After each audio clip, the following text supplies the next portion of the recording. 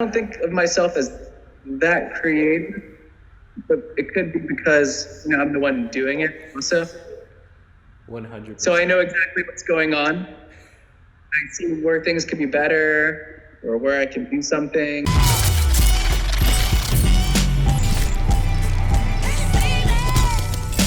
What's up, guys? Today's guest is a tricking legend who is the first person in the world to land Touchdown Raiz Double Back. Please welcome to the JAMCast, Mr. Alex Hunter. What's up, man? Hey, what's up, Travis? Thanks for having me. Super excited. I watch a lot of these podcasts. I love it. Happy to be here. Dude, thanks for coming on, man. I know you're a highly requested guest. It's really crazy to me because I've watched you trick for so long that I feel like a lot of the people in the community probably will have no idea how long you've actually been tricking for. Which is pretty wild when you think about it, because you've been tricking longer than people like Shosei have been alive.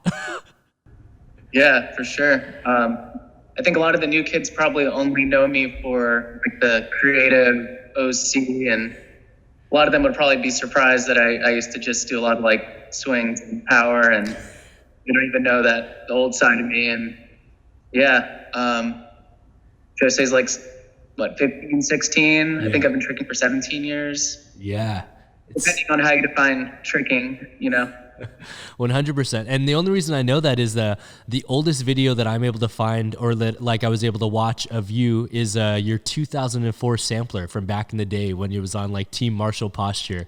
And I think at that point you said that you've been tricking for a year and a half when you were 12 years old. So how did you get into tricking? And in that video you're wearing a martial arts uniform and stuff. So did you start with martial arts first? Yeah. So, Martial Posture and Ish Payne. Of course. So he was my karate instructor. I did Kempo. Okay. I started when I was 6, and he started teaching me when I was 7 or 8. I started with Kempo, and I was always just an active kid. Always doing flips on the couches, and I think in kindergarten, I just always jump as high as I could and land and split. I was that kid. I just do crazy stuff like that.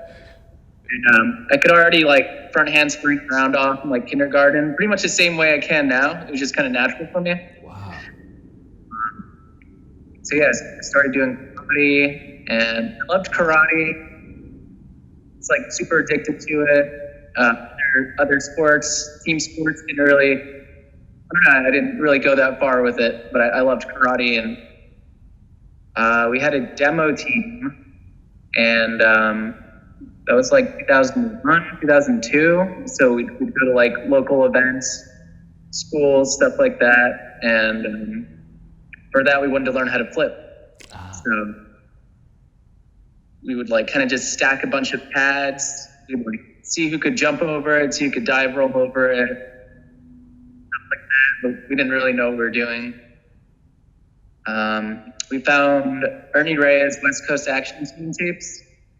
I think we had VHSs of it, and I don't think that we actually knew that it was tricking that we're watching. I think we're just looking for ideas for demos, what we can do, and we'd see them doing back handsprings across the stage, aerials, and cheat sevens. I don't think we really knew what it was yet, but it was just ideas for the demo. Right. So there was that. And then I remember every year at the karate camp, we'd have different people come in. I don't know how Ish would find them, but we'd have capoeira people come in. We had, funny story, we had a gymnast come in. She brought all of her mats to teach us just proper form and stuff, how to do bridges, how to stretch. None of us could flip yet. And through her is how we found an open gym. Ah. And now, 15 years later, Ish's wife, and they No way. That's crazy. I didn't know that at all. That's crazy. Yeah, it's pretty crazy. And that's how we found our first open gym.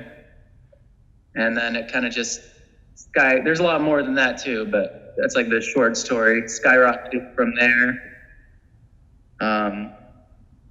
Met Vince Johnson in Philly. Yeah. Just at a random event, a friend of a friend. It was a dance event, and he was tricking at it, and then started doing privates with him. And he told us to go to Loop Kicks 2005. I think the first one was the year before that.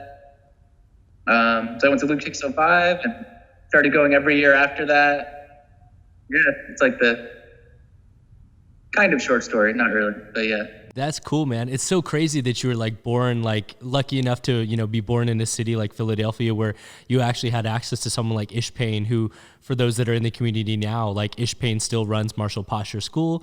And in fact, it's the same gym that Aiden Kennedy was born and trained out of as well. So it's like super crazy that you were born into this place where you had no idea that you were like, you know, surrounded by, you know, tricking, so to speak. And then to meet Vince Johnson at such an early age is a blessing too, because, you know, for a lot of the new gen kids, they probably don't know who he is, but, you know, his battle against Hans Wickling is probably still one of my favorite moments in tricking history.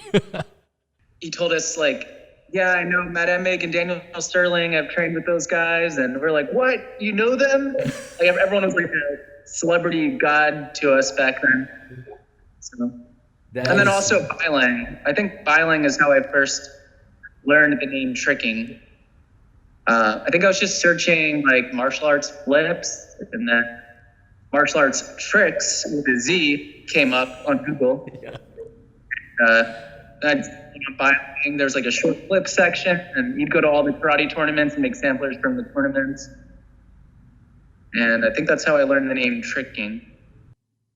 That's crazy. So when you were like training a martial posture, and obviously like you started discussing how you delved into like learning what tricking and flips were, did you continue to do your traditional martial arts, or like at what age did you determine to like just focus more on the tricking side, if that makes sense?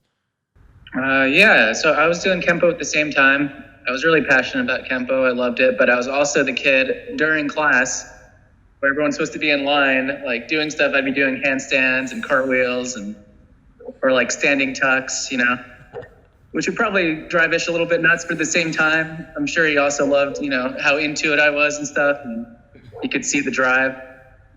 But I stopped doing karate when I was 15 or 16, not for any real reason either. I think I just got a girlfriend and it was just like teenage stuff. Kind of wish I stayed with it looking back, but I was just like a teenager doing teenage stuff. It happens to the best of us, dude. I always say the same thing. Like, I wonder what'll happen to Shosei the first time he gets really injured, or if he like falls in love. Yeah. I always stayed close with martial posture, and the tricking never stopped. Okay. That's super cool. And what's your relationship with Ish? Like, do you still like keep in contact over the years? It's just so crazy to me that you actually got the chance to like grow up in his system under him, you know, because a lot of us more so just discover tricking and meet these people like along the way. But it's pretty rare to like actually be a student of his from like so far long ago in your journey, predating tricking. Yeah, well, the thing is, he was my martial arts instructor, but we actually kind of learned tricking together. Okay. Tricking-wise, it was more of like a peer thing. Me, Ish, a few other people who don't trick any longer. So we were kind of just discovering at the same time, just throwing ourselves around. As opposed to like the kids under Ish now, he has like a full system. I think he borrows a lot of like Dan Perez. Yeah. They have a whole system to go under. There's like actual techniques and names, everything's clearly defined. We didn't really have that. So I think a lot of people think I was like brought up under that same system as Aiden, but it wasn't that organized. We're kind of learning together, you know, trial and error.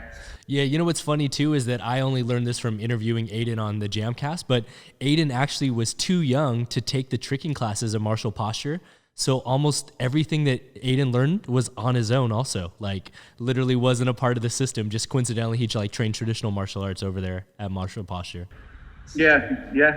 Aiden actually started, I had already moved. I think I was in Ohio at the Tricker House when Aiden started. So we were never actually there at the same time. Okay. And you just kind of alluded to it right then, but obviously you went from Philadelphia and now you're living in Northern California and stuff like that. But kind of like walk us through the journey, like what caused you to leave Philly and, you know, get you to where you are now? Let's see. Everything is kind of, it's a long story, but so I knew John Vanek from Loop Kicks. Yes. And I went to MGO9 too. That's how I met all of those guys. Okay. Towns, John Vanek. And then we started the Tricker House. think with towels first, and a guy named Luke. Yes. And then they switched houses, and when he switched to like the new house, he wanted to make it like a big thing, like a bunch of us. And so we were pretty good friends, and he just called me, and I graduated high school, and the next day I flew to Ohio. No way. And your parents were cool with it? I mean, I was 18, and I don't know. It's like they knew how into it I was, and they can't really do anything at that point, you know? Totally. They just, at that point, it's just like they just wanted to support me. I was going to do what I wanted to do no matter what, is what I'm saying. Okay. And do you remember like around what year that was when you moved into the Trigger house? It's crazy to think that was so long ago now, looking back on it. I know. That was June 2010. Wow. No way. Okay. That's really crazy. 2010. So a little over 10 years ago, 10.5 years ago. And then at what point did you decide to move from there and then relocate to where you are now, kind of like near what was originally like the hub of tricking back in the days, which is, Northern California in the Bay Area, San Jose area? So I moved out here in 2012. I came to Loop Kicks 2012, and then I just stayed. I mean, I had plans to stay. I had plans to buy a one-way ticket. Okay. But yeah. That's epic, man. That's so funny how that happens too. Danny Graham, when he moved to Los Angeles, he came to the White Lotus Loop Kicks gathering in 2009 or 2010. And he stayed. He never went back home and just lived in LA ever since. Yeah, that's kind of how it happens with trickers sometimes. We're kind of free spirits like that, I think. 100%, man. And it's super cool to hear about like you moving into the Tricker house around that time in like June of 2010, because for those that are, new school that don't necessarily know about your entire career within tricking and your contributions, in my personal opinion, 2010 is when you were just like absolutely on fire. Which is so crazy because like, your first double cork you posted online was only like 2009. But then in 2010, you're posting, your first triple cork, your first dub, brandy double back. Like you literally just went insane as far as like leveling up your power game in 2010. And do you think that was because of moving to that area and being able to focus on tricking, or what was it about 2010 that really took your tricking to the next level? Not really sure. I think so. I was always really bad at cork, actually. I was like, everyone made fun of me because I couldn't cork, and I would say like, I'm never gonna get good at cork. I kind of just, there was a point I surrendered to like not being good at cork, swing throughs. But I didn't spot anywhere. I'd kind of just like throw my head. I'd have one arm out, and then one day I just said, what if I looked at the ground before I spun? And that kind of just changed everything. Like, oh, I actually know where I am right now. Like I used it as a reference, I'd swing up and I'd look over. And then it felt really good. I think this was summer 09 or summer 08. Summer 08. I would do like 100 corks a day like that. I just got super into it. I'd do PD Raiz, 100 corks. Gumby, 100 corks. Raiz, 100 corks. Every single day. And then it kind of just clicked from there. Then I don't know. I think I was just tricking a lot from then till 2010. Pretty obsessed, Yeah, 100%. I'm still obsessed, but I don't know. Just spamming, I guess. Yeah. And doing stuff over and over and over. I have the kind of personality where I can do like the same thing for 2 or 3 hours and it's okay, kind of thing. Whereas most people aren't going to do that many corks in a row, many double corks in a row. It's definitely. But I was okay with it. Yeah, most kids just want to like jump around or like do a combo or like do a trick and then do a trick and stuff. But it makes sense as how you were able to like, quote unquote, like start to master the cork after doing hundreds of them and stuff like that. How many hours a day and how many days per week were you training during that time living in the Tricker house? At the Tricker house, it wasn't like an insane amount. I don't really remember. We're probably at the gym 3 or 4 times a week. Okay. But just the energy of being there. We were all like 18, 21, just super hungry. Just the energy. I don't know. It was crazy. We were all like at our peaks or going toward our peak, Yeah, it was magical. That's So crazy. yeah, those were some of my best days.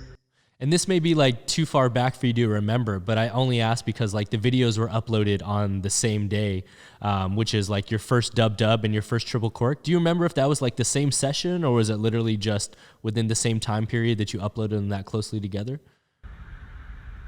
I don't think my first dub was that day, but it was pretty close. It was like a few months before that. Okay. Yeah. We had a resi pit at the gym too. That's another thing. It was like a level, it was like one of the foam ones that was leveled with the floor. Yeah. We would kind of just, I think you've probably seen John Vanek do Triple B on it, maybe back in the day. Yep. So we would just do stuff on there and then we'd just take it to floor. Yeah. Magical times. That's so crazy, man. It's so crazy to look back on and stuff like that. And then as far as like, your contribution to the sport, which you've obviously contributed way more beyond this, but I think one of the things that you're most well known for, which I included in the intro, was in February of 2011, you posted your first touchdown raise to double back, which within our tricking community, I believe was the first in the world. And what was it that like inspired you to do that move, and how hard did you have to train for it? Or was it just like a one-shot kill where you got it first try? I think it was second try. I was doing a lot of double backs around that time. It's just really easy for me. It doesn't even feel like the same guy. It's so long ago. It's crazy. Like, doesn't even feel like me, but I think I actually saw a clip of Mike Guthrie trying it that day or the day before, like onto a mat or something and getting close, and that's what actually gave me the idea. And then I got it on the second try, and I've only done it once since then, though. It's really scary. No, yeah, I can imagine, dude. It's not a lot of running into it. You literally have to generate all your power from TD Rays, which is insane. Yeah, I'll let Taka do it and all the other kids can do it. And it's funny how you said like, it feels like a different person that was so long ago. I mean, it definitely was so long ago that like even Guthrie doesn't try moves like that. He said he used to only do double backs just because of his girlfriend at the time. He would do them to like impress her and stuff like that. So it's like, it's crazy to see the evolution of both of you guys since that long ago.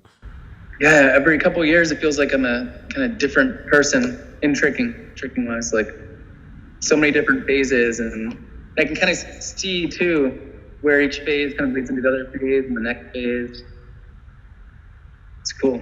Yeah, that was all double flips and twisting. A little one-dimensional, but I was pushing as hard as I could, Yeah, you were definitely during that time killing it, like we said, going for triple corks and dubs and linking, 10 plus swing throughs and stuff like that. And I remember you even going for full in on the ground and stuff and landing it.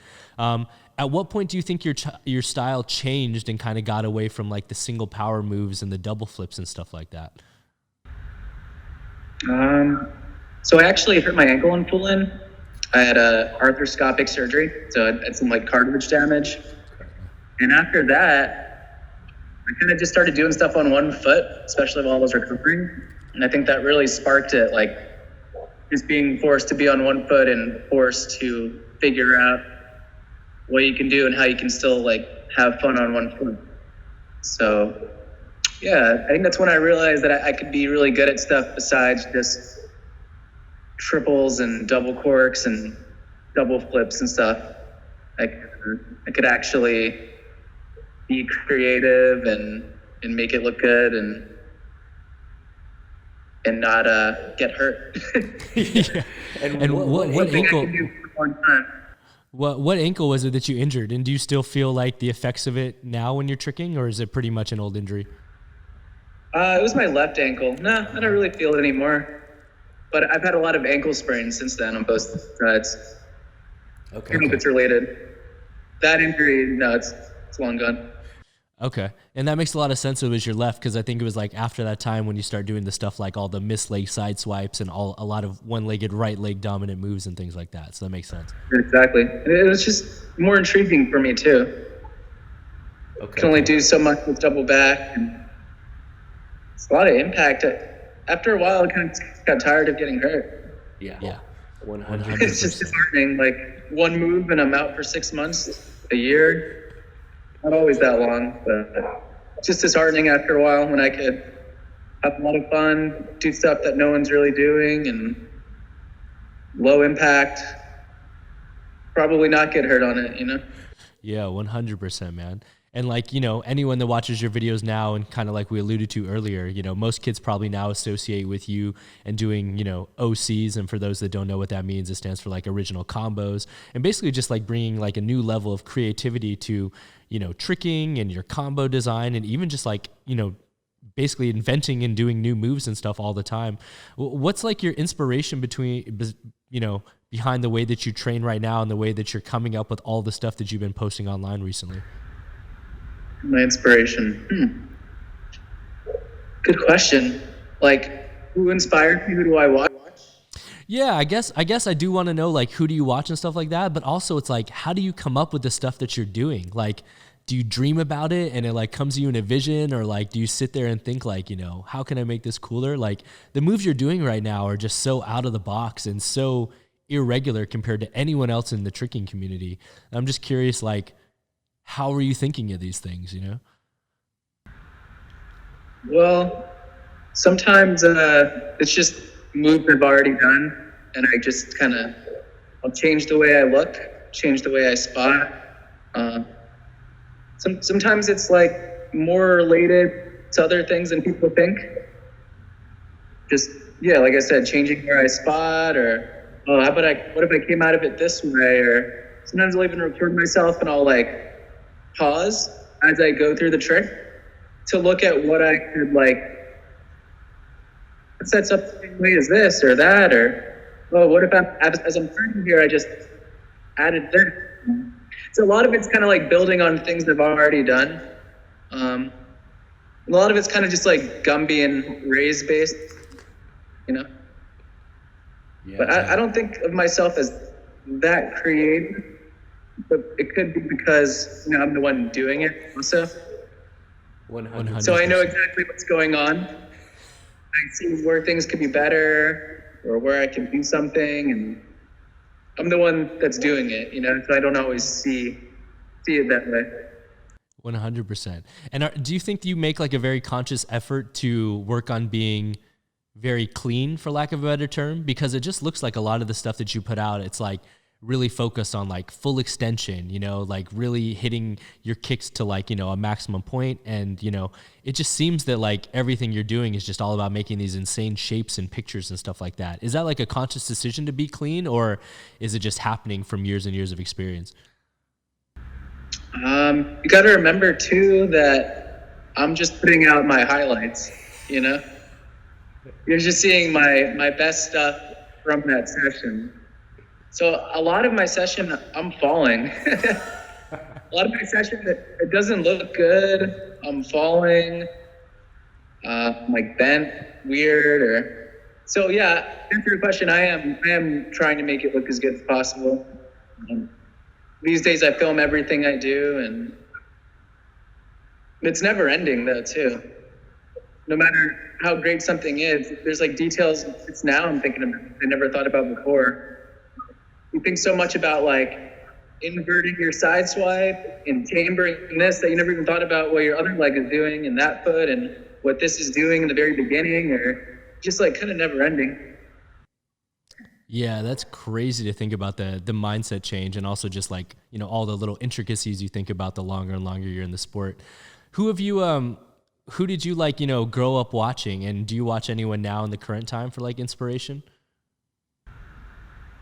When I first started, it was all about Steve Tirada. He's the man. Steve Tirada, Matt Emig, pretty much whoever I saw in Byland that was like killing Nazca. Kim Doe, Daniel Sterling. It was all the Nazca guys. Okay. And then Anise.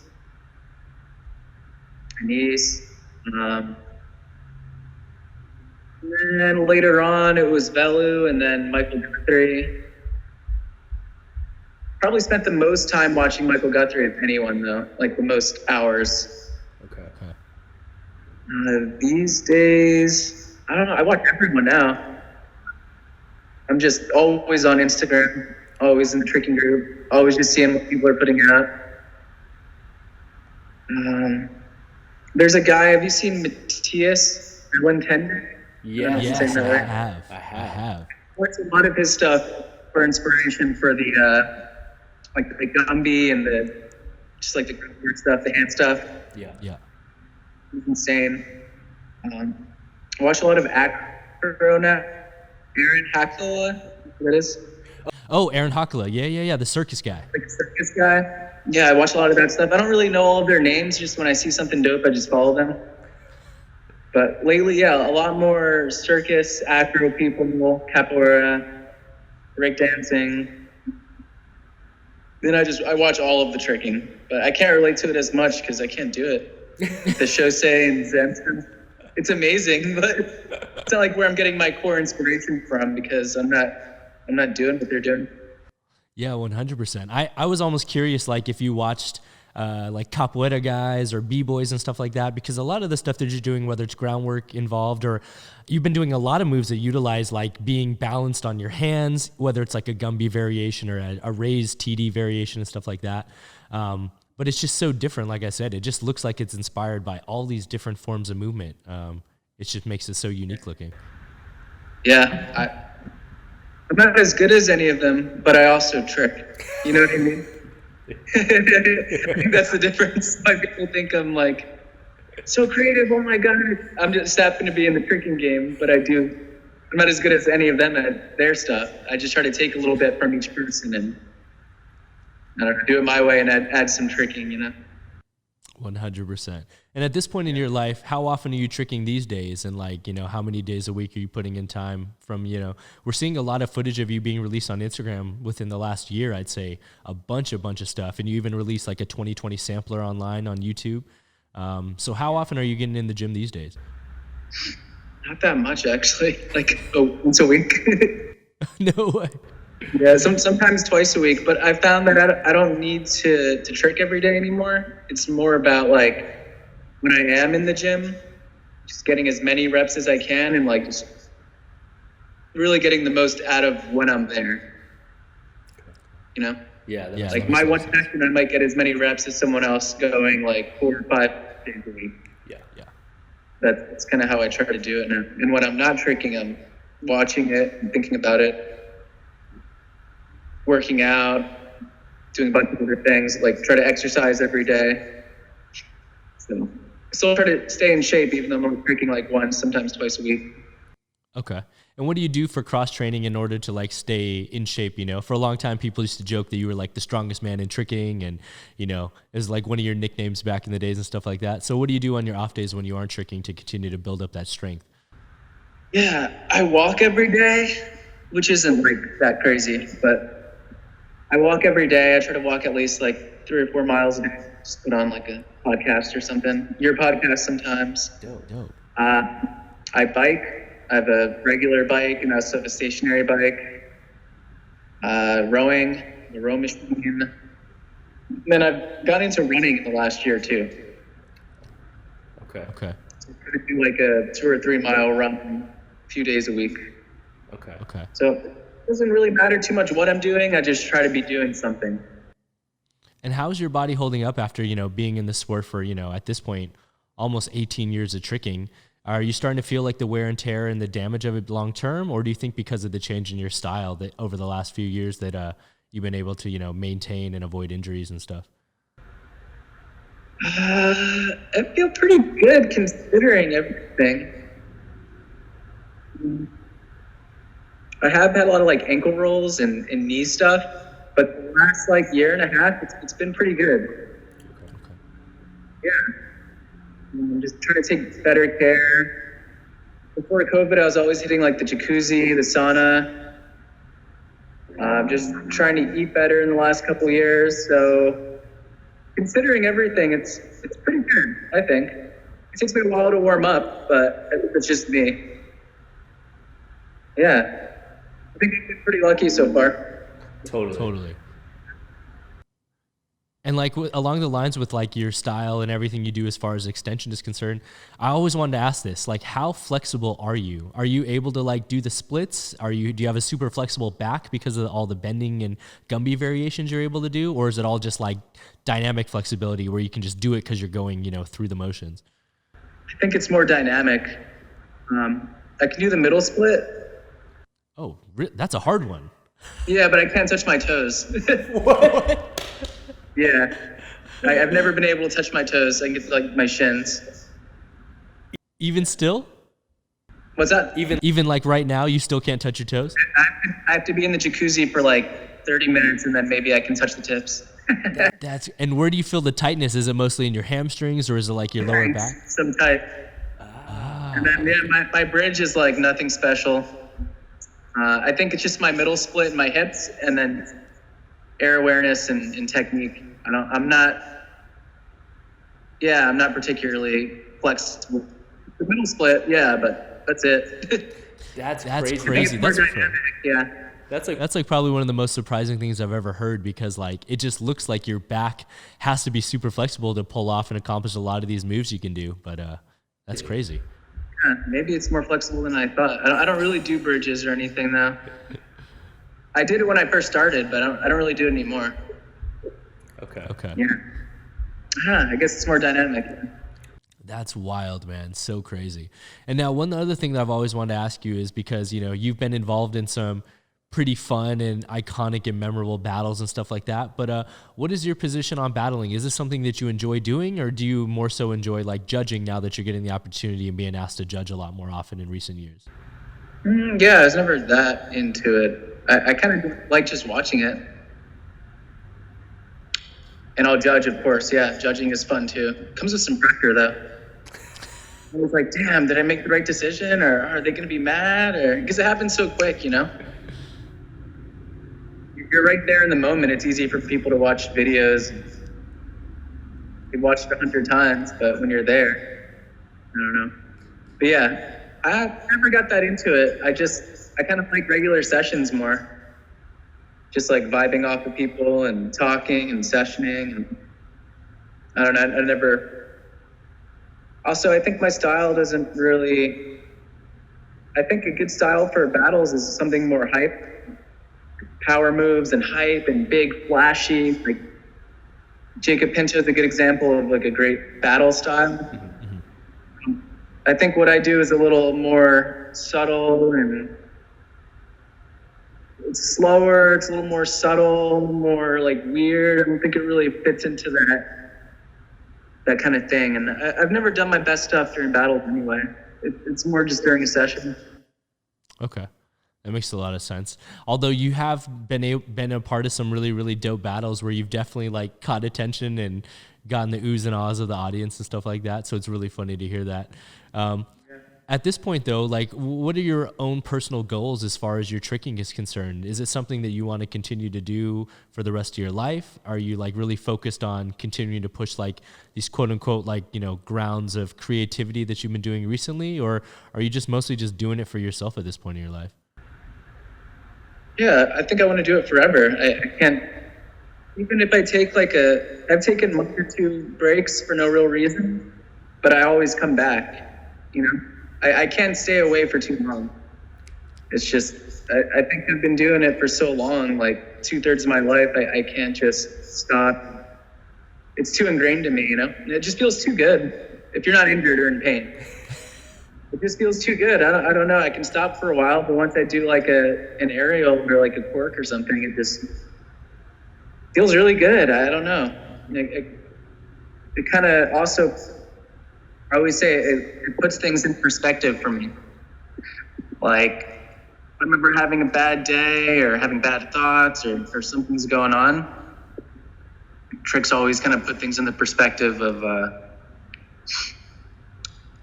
nothing is that deep, you know? Yeah. I have a healthy body. I can do these flips. This is the present moment. This is what I have. Everything else will be figured out, kind of thing. Yeah. It always does that for me. So I can't really see myself stopping. It's just, like I said, too much fun, and there's so much to explore. I feel like I could still keep discovering new ways of doing things or moving forever, you know, body willing. Yeah, 100%. That's the key. So much to do. As long as I stay interested, you know what I mean? Yeah. Yeah. So much. And do you ever still like do like, you know, for lack of a better term, do you ever still do like checks on your power? Like, do you still ever try to attempt triple corks on dubs, or is that something that you're pretty much just past at this point in your tricking career and you want to just focus on everything else you're doing? Yeah, I don't really say I'm past anything yet, because I could just have a random session where I do a really good double cork and be like, okay, I'm gonna feel like I can do a dub. Okay. So it's hard to say I'm past something. I kind of just go day by day. Like, for all I know, I could just be feeling it one day and just something out. Like, okay, I can still do this stuff. So yeah, like I think 2 sessions ago, I did like 10 gainers first try. So like I have the power. Like double cork is still pretty easy. Yeah, I don't know, the other stuff is just more fun for me. That's cool. And so for someone that's, what'd you say? I don't want to get hurt. True story, dude. Just getting hurt. I'm just tired. It's the worst. It literally just, you know, you're sidelined. You can't train because you're sidelined. And then once you come back, it's just like another learning curve of getting back to where you left off before. It's just the worst thing ever. Yeah, it sucks. And so do what I do right now. Yeah, man. And so for someone that's been in the community for almost like 2 decades at this point right now, what are your current thoughts on the community and where tricking is right now? And where do you see it going in the next few years? Do you think that we're going to be able to continue to push and break these boundaries? Like, do you think Quint Cork is going to ever be a possibility? Yeah. I think Quint Cork can happen. When I started, if you could double cork, you're one of the best trickers in the world. So seeing everything else that has happened, shows he's doing quad, swing dub, and yeah, I don't see why not. I think, you know, at one point I never thought anyone would be better than Anise. And I never thought anyone would be better than Michael Guthrie. Like, that's not possible. How could anyone be better than this? I'm talking about objectively, not style-wise or execution, just objectively, like on paper. Yeah. How could anyone? Impossible. It's not going to happen.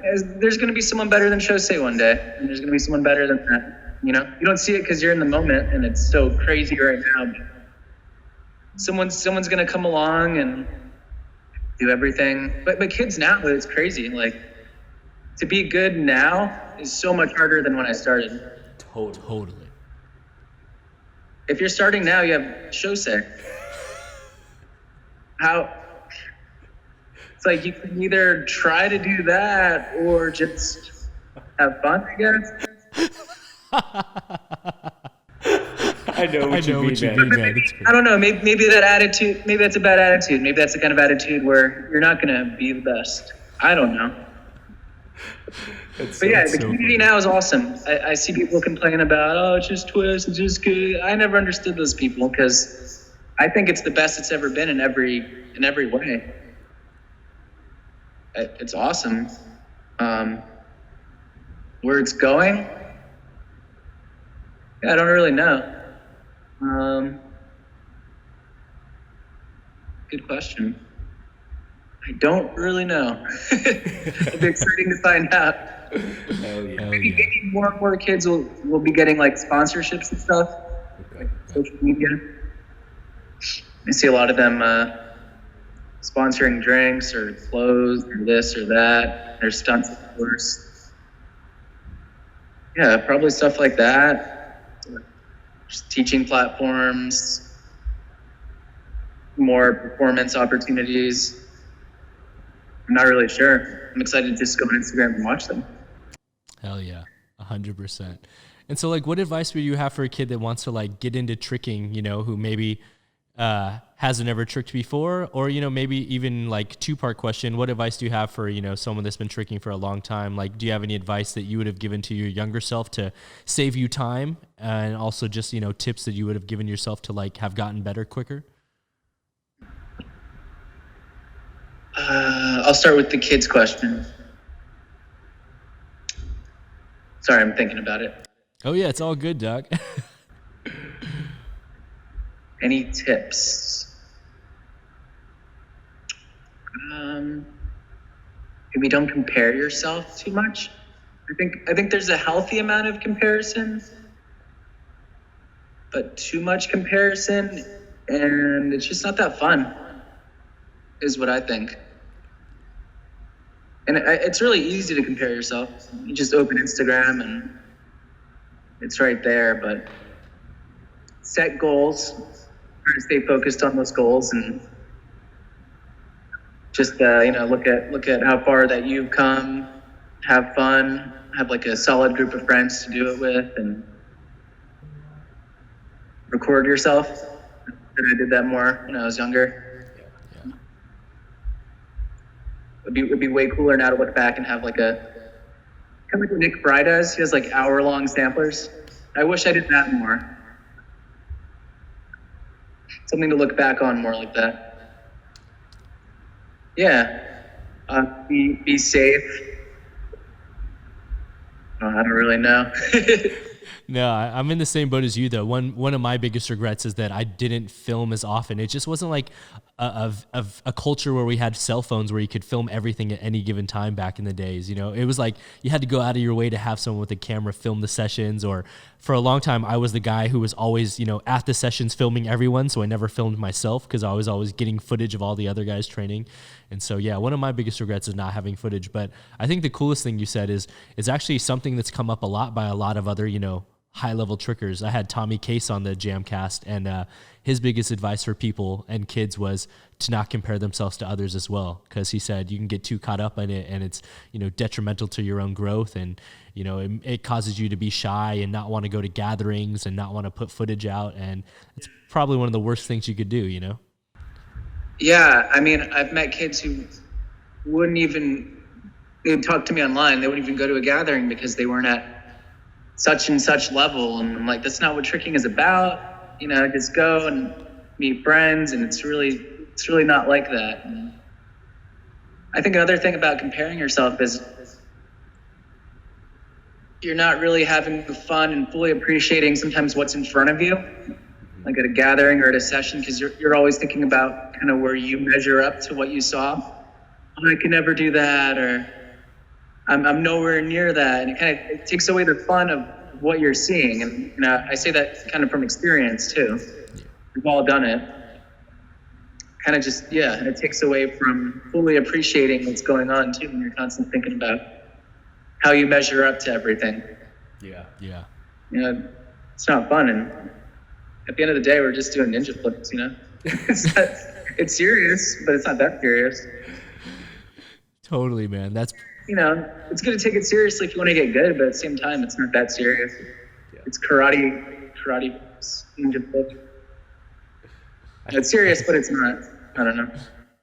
I think that's a really good way to look at it. At the end of the day, it's just ninja flips. I mean, don't take yourself too seriously. Serious to a point that you're progressing, but it's not that deep. It's just flips. 100%. Are there any personal moves that you're still chasing at this point in your life, or are you just going to continue on the journey you're on right now with continue exploring the movement that you're delving into? So I want flare and air flare. Okay. I haven't put that much actual time into it. I would say I can't do this, but I try it once every 6 months. So that's another thing about comparing too. Sorry, back to. Yeah. Is that sometimes kids will compare something, and I've done it too. Oh, this guy did 20 air flares and this and that, and but it's how many hours did that guy practice that, and how many of you? You're comparing something that someone. It's silly, you're comparing something that you literally don't do or practice to something that someone has done a million times. But anyway, 360 dive roll, air flare, what else? 540 dive roll would be cool. I haven't really done any of those dive roll tricks. I feel up my alley. And I don't know, kind of just take it session by session on top of that. See what feels good and Yeah, kind of session by session. There's nothing like huge that, yeah, just having fun.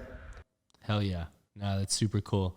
It's obviously just shows the, not only the maturity within your mindset right now, but also just how long you've been in the sport where, you checked off a lot of the big boxes of the big moves back in the days, and now you don't really need to go down that path anymore. You can just go down your own like individual path of self-discovery and movement on your own right now, which I think is the coolest point to be in, because we're getting to see some of the coolest things ever out of you now, even more so than what you did before, which is so cool. Yeah, thank you.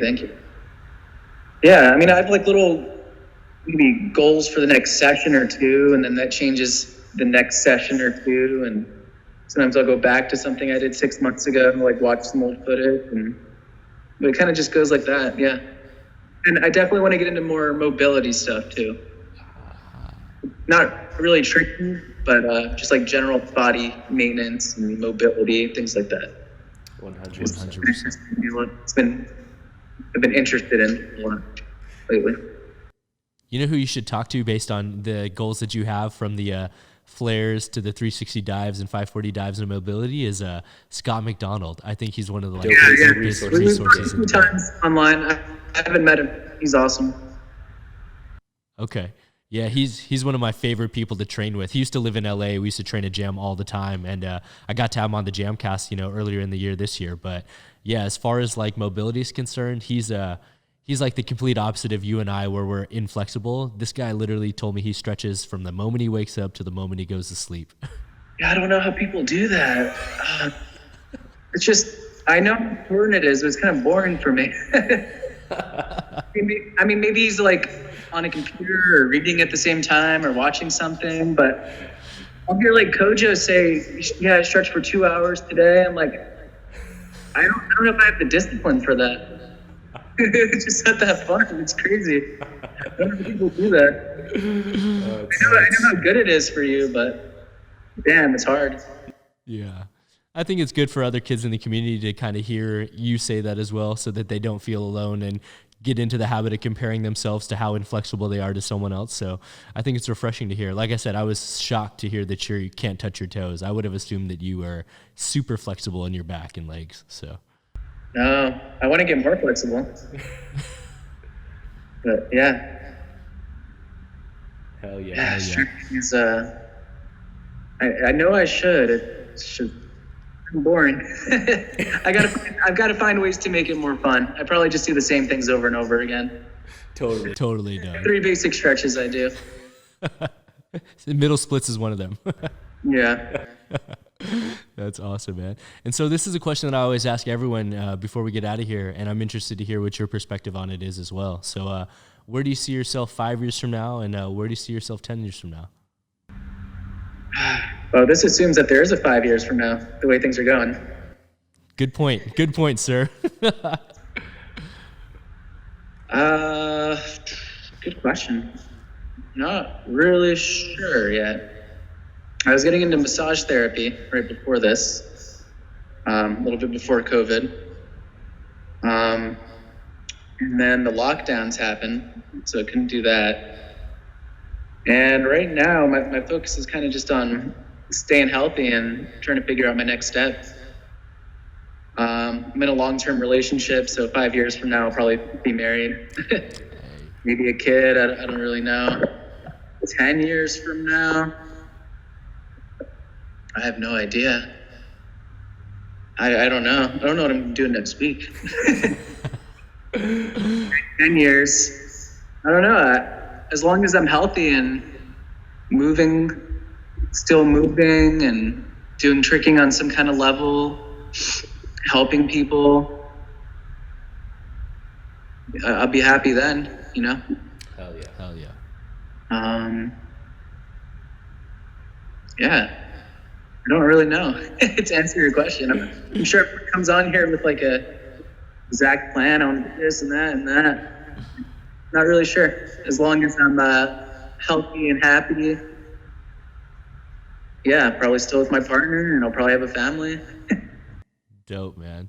Yeah, I think that's actually a more common answer than you would expect. A lot of people, and I don't think it's a bad thing. A lot of people just can't think that far ahead, and I think it's not a bad thing because it forces you to just live in the present and not like plan too far ahead for something that's uncertain. You know. So. Right. I'm not sure how long I'll live in California. It would be cool to live somewhere else, but yeah, I don't know. I've looked at the tiny houses a lot. Me too, dog. I'm obsessed with van life and also tiny houses right now. I love tiny houses, but I don't know if my girl wants to live in a van full time. True story. Weekends, we can do the weekend trips and stuff. I don't know if I want to just live in a van. That's all right. It's okay. We'll have to check up on you in 5 years and see who won that argument. I kind of like the idea of like a little space and not much stuff. Yeah. I think that's one of the things about tricking. It makes you realize you don't really need much to be happy. Totally. You know, I can just go to the gym, go to the park, and I don't need anything else.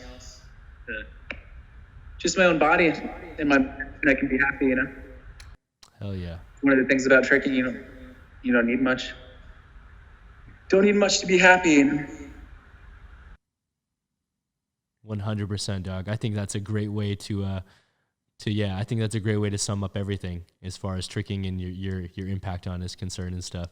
So before we get out of here, can you just let people know like where they can stay up to date with your own personal journey and continue to follow you and see what happens in your life and your training?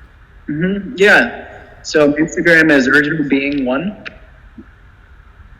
My YouTube, I think it's just Alex Hunter. You probably have to search Alex Hunter for trick because it's just FIFA. FIFA kind of took over my YouTube. Yeah. They need the main character Alex Hunter, so I think you have to search Alex Hunter tricking. I don't really post much like personal stuff. It's mostly clips from the gym. Maybe I should. But yeah, those are my social media handles. Hell yeah. We'll be sure to put the links on the screen so everyone can continue to follow him and stuff like that. No doubt. Yeah, for sure. Hell yeah. So guys, this is fun. Thanks for having me. Of course, dog. Yo. So guys, with that being said, can you be sure to hit that like button, comment, subscribe for brand episodes each and every week. Join us every Monday for Jam Breakdowns and every Friday for brand new JAMCast, interviewing influential members of the movement community like Mr. Alex Hunter himself. So with that being said, I got to give one more special shout out. Yo, thanks for coming through, Hunter Stunner. I appreciate it. Mm-hmm. Yep. Thanks for having me. It's fun. Hell yeah. And as always, guys, coming through, I'm your host, Travis Wong. Thanks for joining us here on another JAMCast. Until next time, we'll see you all soon. Peace.